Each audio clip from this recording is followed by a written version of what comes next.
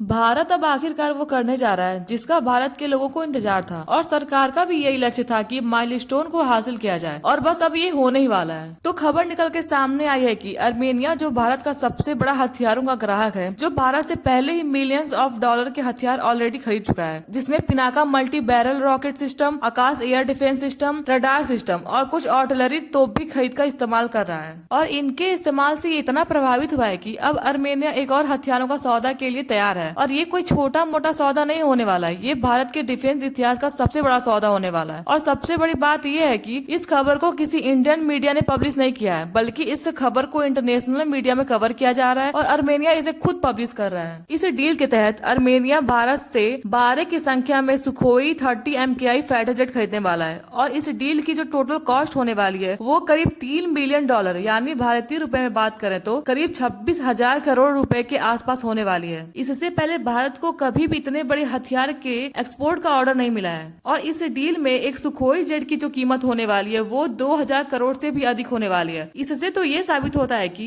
इस डील में अर्मेनिया हमसे केवल जेट नहीं खरीद रहा, बल्कि फुल ऑन ऑपरेशनल मोड में खरीद रहा है, जिसके तहत हम इन विमान के साथ जितने भी हथियार लगाते हैं सब के सब हथियार साथ में देंगे, जिनमें बियॉन्ड विजुअल रेंज की अस्त्र मिसाइल और हवा से जमीन पर मार करने वाली 290 किलोमीटर रेंज की ब्रह्मोस मिसाइल भी शामिल हो सकती है। और जो भी हथियार हैं हम साथ में इन्हें इंटीग्रेट करके देंगे, जिसका फायदा ये होगा कि अर्मेनिया को जैसे ही हथियारों की डिलीवरी मिलेगी, अर्मेनिया चाहे तो इसे तुरंत जंग में उतार सकता है। सुखोई और ब्रह्मोस का ऐसा डेडली कॉम्बिनेशन है जो किसी भी फाइटर जेट से नहीं मिल सकता। और यकीन मानिए, अगर ये डील अर्मेनिया करता है तो अर्मेनिया, अजरबैजान और तुर्की की सेनाओं में दहशत फैल सकता है। हालांकि आपके मन में ये सवाल होगा कि अर्मेनिया हमसे क्यों सुखोई खरीदेगा, जबकि अर्मेनिया चाहे तो डायरेक्ट रूस से भी ये जेट खरीद सकता है, क्योंकि उसके पास ऑलरेडी बहुत सारे रूस के हथियार हैं। यहाँ तक कि अर्मेनिया रूस का सुखोई 30 MS फाइटर जेट का इस्तेमाल करता है, इसलिए अर्मेनिया चाहे तो रूस से भी ये हथियार खरीद सकता है। और शायद अर्मेनिया को ये जेट हमसे भी सस्ते दाम में रूस ऑफर करे, क्योंकि आपको रूस की हालत पता ही है।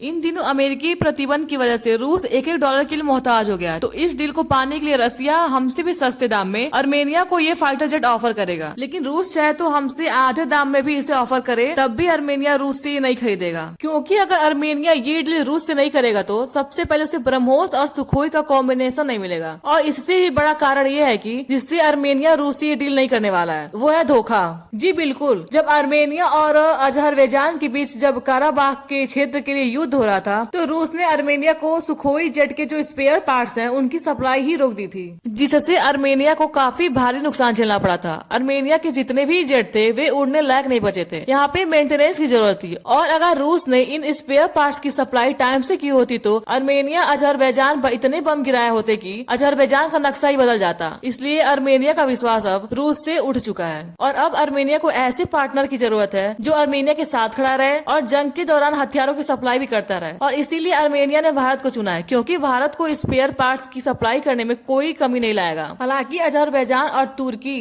दोनों ही देश ऑपरेशन सिंदूर के दौरान पाकिस्तान के साथ खुल के आए थे, तो भारत अर्मेनिया को स्पेयर पार्ट छोड़ो, जंग में मिसाइल की सप्लाई करने में पीछे नहीं हटेगा। और इस डील के बाद भारत को सबसे ज्यादा फायदा ये होगा कि एक तो भारत के हथियार बिकेंगे और दूसरा इस डील के बाद अर्मेनिया भारत की मुट्ठी में होगा, क्योंकि ऐसा माना जाता है कि अगर किसी देश को आप फाइटर जेट देते हैं तो वो देश आने वाले 30 सालों तक आपकी मुट्ठी में होता है और सालों साल कमाई भी होती है, क्योंकि जब भी जेट उड़ान भरते हैं तो उनको रिपेयर करने के लिए रिपेयर पार्ट्स की जरूरत होती है, जिसकी सप्लाई से पैसे रेगुलरली आते रहते हैं। और जब उसकी मिसाइल यूज होती है तो उसकी सप्लाई से भी पैसे आते हैं। इसलिए कहा जाता है कि जब कोई देश किसी देश से फाइटर जेट खरीदता है तो वो देश उस देश का 30 सालों के लिए गुलाम हो जाता है। हालांकि मेरी एनालिसिस तो यही कहती है। इस डील पे आपका क्या राय है, कमेंट में जरूर बताएं। वीडियो में लास्ट तक बने रहने के लिए धन्यवाद। मिलते हैं अगले वीडियो।